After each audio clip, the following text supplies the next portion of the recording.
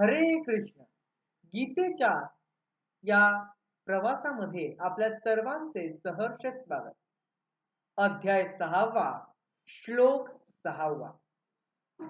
बंधुरात्मात्मनस्मस्य येनात्मेवात्मना जितः अनात्मनस्तु शत्रुत्वे वर्तेतात्मेव शत्रुवत्. ज्याने आत्म्याला जिंकले आहे त्याचा आत्मा मित्र बनतो, पण ज्याने आत्म्याला जिंकलेले नाही त्याच्यासाठी आत्माच शत्रूसारखा वागतो.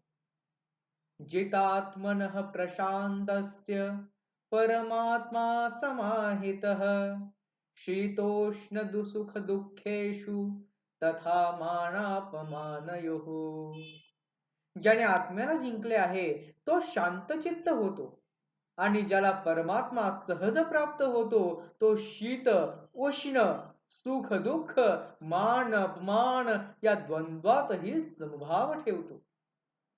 ज्ञान विज्ञान तृप्तात्मा कुटस्थो विजितेंद्रियः युक्त इत्युच्यते योगी समलोष्टाश्मकांचन.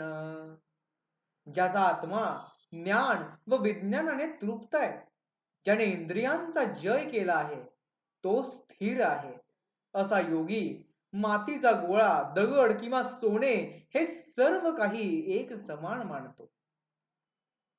सरुन्मित्रार्युदासीनम धस्थ द्वेष बंधुषु साधुष्वपि च पापेषु समबुद्धिर्विशिष्यते. योगी आपल्या मित्र, शत्रू, उदासीन, मध्यस्थ, द्वेष करणारे, नातेवाईक, संत आणि पापी सर्वांकडे समबुद्धीने पाहतो. योगी युष्येत सततात्मानं रहसी स्थितः एकाकीयत चित्तात्मा निराशीर परिग्रह. योगीने एकांतात बसून एकटे राहून चित्त व आत्म्याला संयमून आशारहित व वस्तू परिग्रह शून्य होऊन सतत ध्यान केले पाहिजे. या पुढील गीता आपण पुढील भागात पाहणार आहोत. तोपर्यंत हरे कृष्ण.